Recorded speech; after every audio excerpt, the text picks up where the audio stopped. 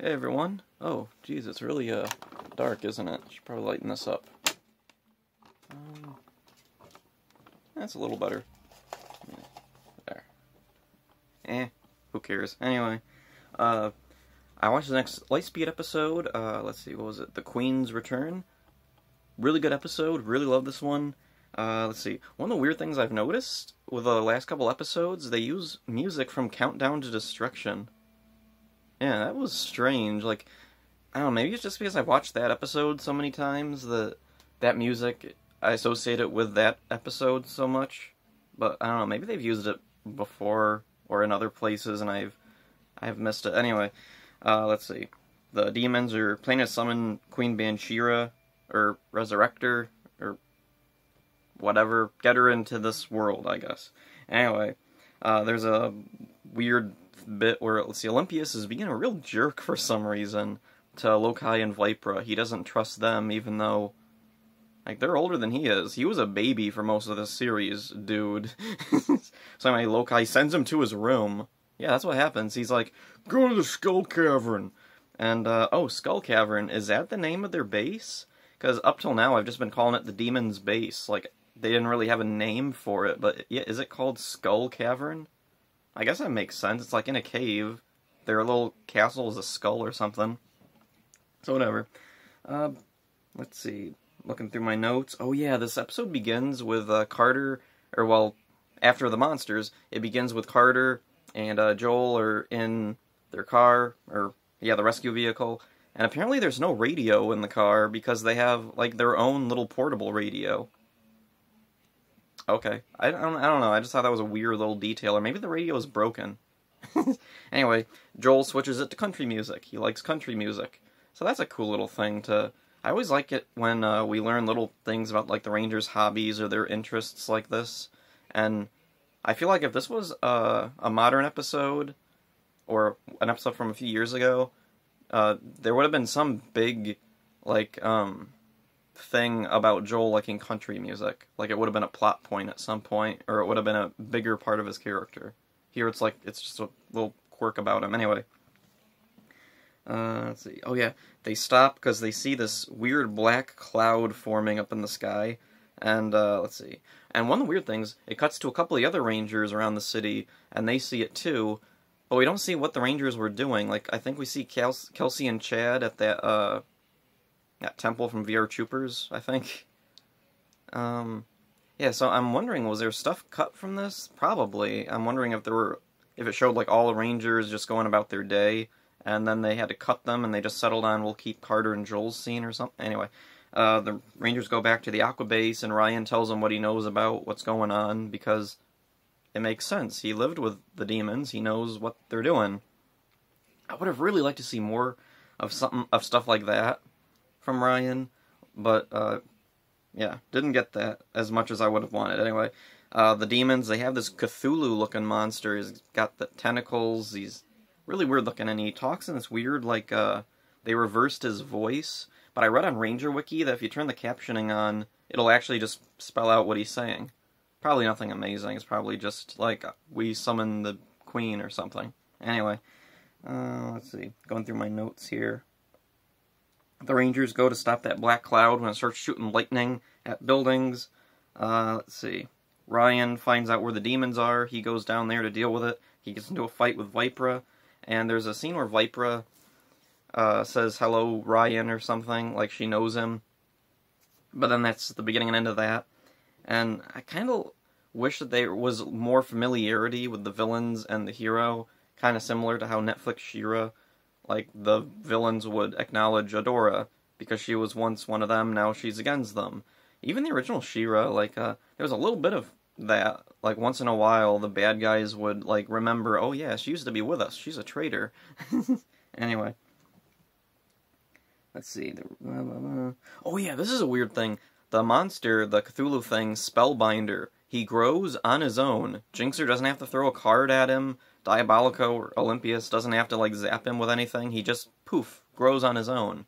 That's really rare for a monster, and that really stood out to me as a kid, and it made me think that, like, wow, this guy must be tough, because he just grew on his own. He didn't need magic or someone's help or anything. And yeah, so that always stuck in my mind for whatever reason. Anyway, let's see, going through my notes here. Blah, blah, blah, blah, blah. Oh yeah, this is a weird thing. Let's see, Spellbinder as a giant is able to summon Banshira. She appears as a giant floating face in the sky, just like Lokar. And then there's a really weird thing. She creates a giant tidal wave. And I don't know why, I just find it so strange that in this show, the demons are confirmed to be weak against water. They can't go in water. So it makes me wonder, why don't the Rangers just attack them with squirt guns? I don't know, maybe it's like being submerged in water is bad, but anyway, it's just weird that a demon would be able to control water and make a tidal wave like that. It just seems odd. Maybe she's not affected, or yeah, I don't know what's going on. Like, maybe she's not affected as bad by water, or maybe she can control water and that's why she's the queen? Who knows? Anyway, let's see. Blah, blah, blah, blah. Ryan destroys the source of power, holding back Banshira.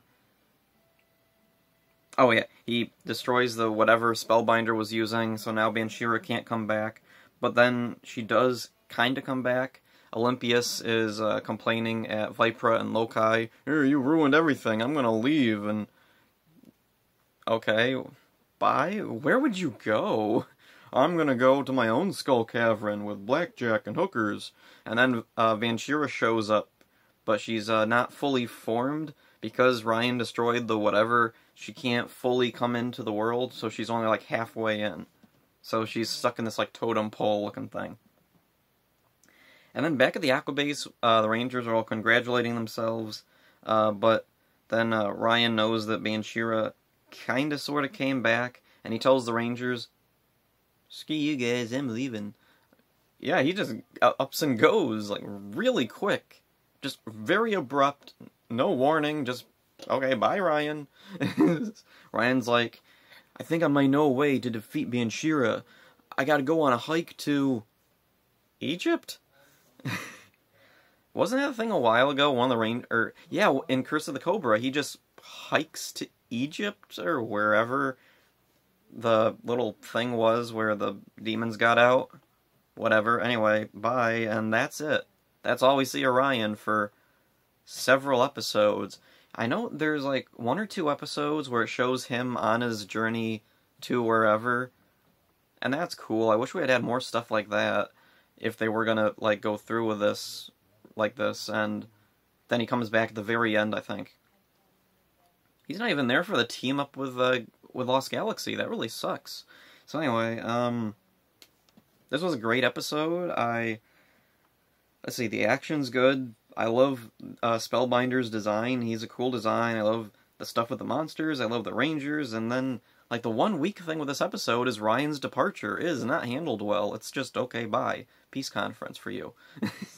Except, like, the weird thing was, apparently, behind the scenes, he was still on the show. They just didn't use him. Okay. So, blah, blah, blah. Yeah, this is about all I have to say for this episode. It's a good episode. Really abrupt departure for Ryan for really no reason. They could have easily done a bigger thing with him. Like, I don't know, make a more personal connection with the demons instead of just, hi Ryan, we recognize you. I recognize you too and know a little bit about what you're doing. Yeah, that's pretty much Ryan's whole thing, and then he's gone, and the Rangers don't really do much. There's not a big...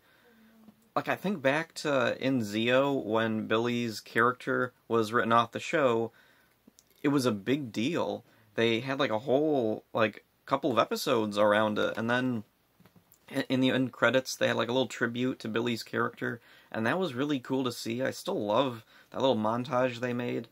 Or when Kimberly was leaving, there was an entire arc to introduce Kat and have Kimberly leave, and yeah, then he's just gone. I guess it's a little better, at least, than Jason disappearing at the end of Zeo. Or, like, he's there till the end of Zeo, then he's in the Turbo movie, and the Rangers act like he's been gone for a long time, and then he's not in Turbo at all. So where'd he go? Like, Ryan, at least, like, he said goodbye, at least. So, like, he acknowledged, yeah, I'm leaving, which is more than, like, Jason being like, bye. Or, not even bye, just, I'm here again, and poof, gone and we're not going to talk about them, I guess. Anyway, yeah. Just weird rant about when they write off characters in Power Rangers. It's really weird and kind of awkward when they do that. So yeah, anyway, hope you enjoyed this. See ya.